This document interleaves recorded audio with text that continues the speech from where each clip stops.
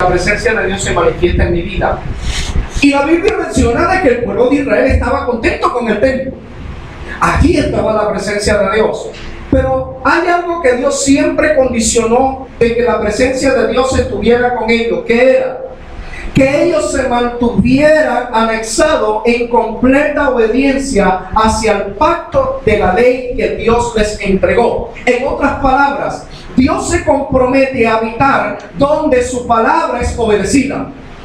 ¿Usted escuchó eso? Amén. Vamos a ubicarnos en Juan capítulo 14, por favor. Esta palabra se la dijo el Señor Jesucristo a sus discípulos, que Él se comprometía, escúcheme, Él y el Padre y el Espíritu Santo se comprometían no solo a manifestarse, sino a hacer presencia en la vida de la persona que respondiera en obediencia a la palabra que Jesús enseñó. Vamos a leer eso. Juan capítulo 14. Evangelio según San Juan capítulo 14. Alabado sea el nombre de Cristo. Juan capítulo 14. ¿Lo tiene? Evangelio. Amén. Ok. Del capítulo 14 vamos a leer el versículo 21 en adelante. Versículo 21 en adelante. Dice así la Escritura: el que tiene mis mandamientos. Cuando Jesús está diciendo mis, ¿de qué mandamientos se refiere? Los que le enseñó. Ok. El que tiene mis mandamientos, está diciendo Jesús, y los guarda, ese, mire la especificación que está haciendo Jesús, ese. O sea, no es cualquiera que diga, sino ese. Ese es el que me ama.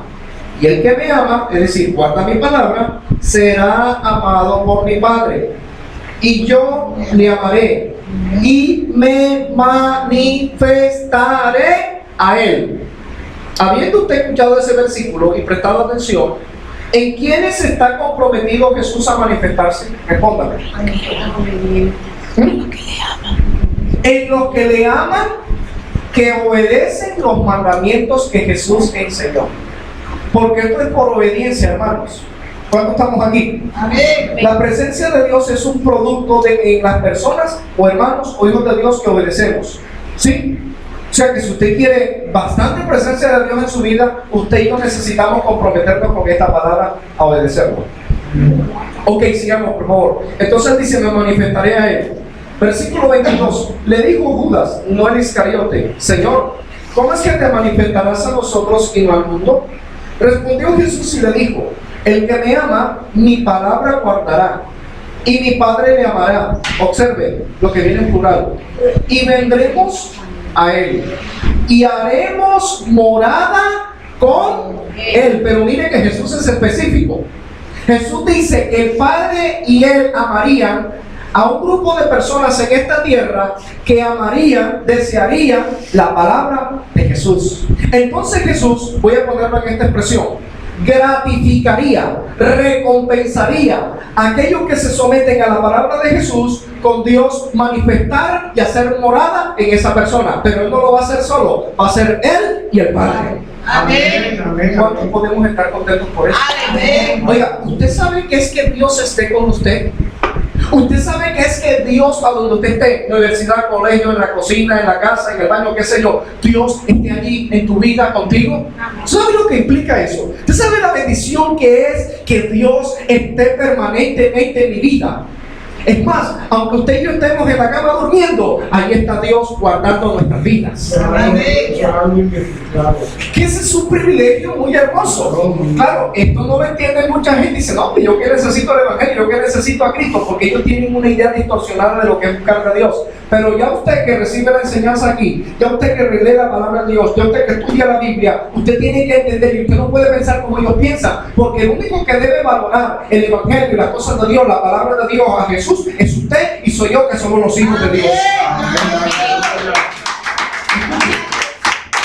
Usted no puede esperar que sus familiares inconversos, o ateos, como usted lo quiera llamar, o el vecino que reniega del Evangelio y no quiere saber nada de las cosas de Dios, usted no puede esperar que ellos valoren el Evangelio, porque ellos no hacen parte del reino, ellos no hacen parte de la comunión con Dios. Quienes tenemos que valorar el estar en Dios, en buscar de Cristo, en amar esta Biblia, en amar en esta palabra, somos nosotros los hijos de Dios, que tenemos la bendición de la presencia de Dios en nuestras vidas. Gloria a Dios. Es importante que usted y mi persona tengamos en claro eso. Porque que muchos creyentes no hayan entendido eso, cambiaron el evangelio por fiesta de Navidad. Y ahorita cambian el evangelio por fiestas carnavales. Y ahorita cambian el evangelio por ritos religiosos, Semana Santa, y así sucesivamente. Todas las fiestas seculares que hay aquí en Barranquilla, en la costa, o quizás a nivel de Colombia. Bueno, entonces está claro que Dios quiere morar con su pueblo. ¿Cuántos entendemos eso? Amén. Pero Dios, aparte de morar con su pueblo, Dios quiere que el pueblo en el cual Él ha prometido su presencia, el pueblo corresponda a ese deseo en Dios en guardar y obedecer los mandamientos y la palabra de Dios. Amén. Pero ¿qué sucede? El pueblo de Israel, en la época que estaba edificado el templo de Salomón, ellos comenzaron a hacer caso omiso de este principio y comenzaron a hacer su voluntad y comenzaron a entrar en apostasía. ¿Qué es apostasía? Es cuando una persona, estando en el camino recto, escuche esto, se desvía y toma un camino aparentemente paralelo al de Dios, pero que al final, en el destino de ese camino, lo lleva a la perdición y a la condenación, porque parece el camino de Dios, pero no lo es. Hay un refrán que dice en lo secular: todos los caminos conducen a Roma. Pero en Dios no aplica ese principio, porque Jesús dijo: yo soy el camino, la verdad y la vida. Dijo que Él es el camino, o sea que hay un solo camino de acceso a Dios. No hay dos, ni tres, ni cuatro, hay uno solo. Y ese camino fue mostrado por la enseñanza y la vivencia que Cristo mostró. Por eso Él se encargó, para mostrarnos a nosotros cómo se debe caminar delante de Dios y cómo se debe honrar a Dios y agradar a Dios, para que la presencia de Dios esté con nuestras vidas. Amén. Amén. Ok. Entonces, el pueblo de Israel comenzó a tomar una conducta religiosa. ¿Cuál es esa conducta religiosa? Vámonos a la Biblia, al principio, cuando todo comenzó. Vámonos al libro de Jeremías. Libro de Jeremías. Más allá de esta. Más allá después de los años. Sí, Jeremías. Vamos a entrar aquí un poquito en la historia bíblica, y a medida que vamos estudiando vamos a entender un poco de cosas, hermanos. Y usted va a ver por qué, aunque ya hay cambio de fecha que pasó del 2016 y se pasa al 2017, usted ve que hay creyentes que todavía comienzan a seguir viviendo espiritualmente como si estuvieran en el 2016. ¿Qué quiere decir esto? Que en ellos no hay un nuevo comienzo. En ellos sigue una misma estilo de vida religiosa. No se le ve la presencia de Dios por ningún lado. No cambian en nada y siguen siendo iguales o peor que antes. Ok, vámonos a la Biblia. Ya está en el libro de Jeremías. Amén. Ok, libro de Jeremías. Nos vamos a ubicar en el capítulo 7 del libro de Jeremías. Capítulo 7 del libro de Jeremías. Versículo 1. Jeremías capítulo 7, versículo 1. Jeremías capítulo 7, versículo 1. Dice así: palabra de Jehová que vino a Jeremías diciendo. Ahora analiza esto, hermanos. Si el versículo te está explicando y te está diciendo palabra de Jehová que vino a Jeremías, cuando Jeremías hablaba de parte de quién, de él o de Dios. ¿Ah? De Dios. Entonces, si hablaba de parte de Dios, ¿quién respondía por la palabra profética que salía de la boca de Jeremías? Dios. Entonces, ¿qué venía haciendo o qué responsabilidad tenía Jeremías en la palabra de Dios? En recibirla y darla, más nada. Pero él ni era protagonista de esa palabra, ni él era el causante de esa palabra, sino que él fue simplemente un vaso, un instrumento que Dios utiliza para hablar al pueblo. Amén. ¿Me está escuchando? ¿Por qué explico esto? Porque el pueblo vio a Jeremías como un enemigo. Claro, como no se la podían desquitar con Dios, se la desquitaron con el vaso que veían. Y así pasa. Cuando los predicadores somos tomados por Dios a explicar la palabra, enseñar la palabra, y como el mensaje sea confrontativo, claro, ellos no pueden pelear con Dios, entonces visualicen a uno. Entonces lo quieren crucificar a uno, lo quieren sacar del templo, y no, ese hermano no lo invite más. Pero gracias a Dios estamos en un ambiente en donde amamos la palabra y aceptamos que Dios corrija lo que tenga que corregir.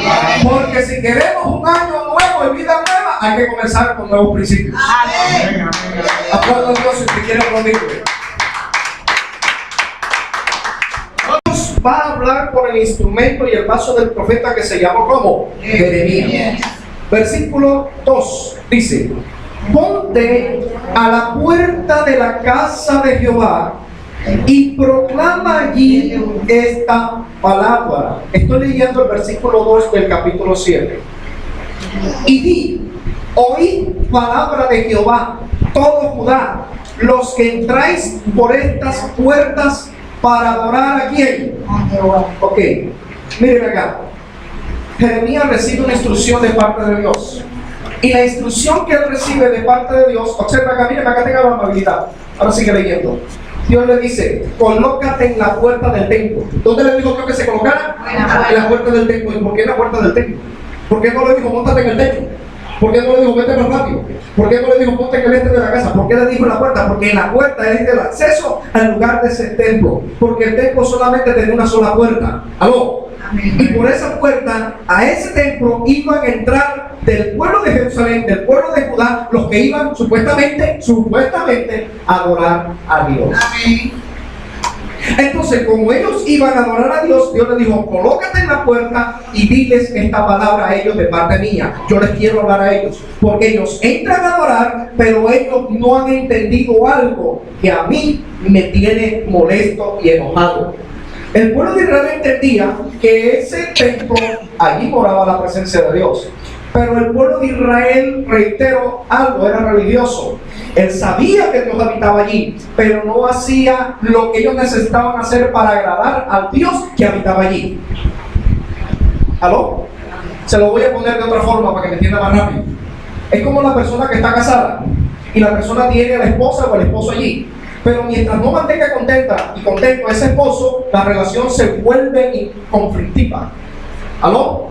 Por eso es que 1 Corintios capítulo 7 habla de eso. Dice que los casados tienen cuidado de las cosas del mundo, de cómo agradar a su esposo o viceversa, de cómo agradar a su esposa. Ahí cuando dice las cosas del mundo, no está diciendo que usted va a coger a su esposa y se va a la miniteca y a tomar ron. No, hay cosas del mundo, tiene que ver con el mundo que hace parte del hogar del matrimonio. ¿Qué quiere decir esto? La mujer necesita que usted diga palabras lindas, que la halague, bueno, etcétera, etcétera. Pero como no estoy dando una conferencia de pareja, no me voy a entender en eso, pero ustedes tienen que entender al principio que les estoy explicando. Lo mismo pasa con la relación con Dios. A Dios hay que tenerlo agradado. ¿Cuántos sabemos eso? Amén. A Dios hay que condenarlo contento. Ejemplo bíblico. La Biblia menciona que a Jesús lo fueron a bautizar en las aguas. Cuando Jesús es levantado de la inmersión de las aguas, dice que de los cielos se abrieron después que Jesús está orando. Y dice que del cielo descendió una figura de Dios en forma corporal como de paloma. ¿Cómo? No es que el Espíritu Santo es una paloma. ¿Aló? No. Amén. Eso es una figura simbólica de su presencia. Dice Lucas que descendió en forma corporal como de paloma sobre Jesús.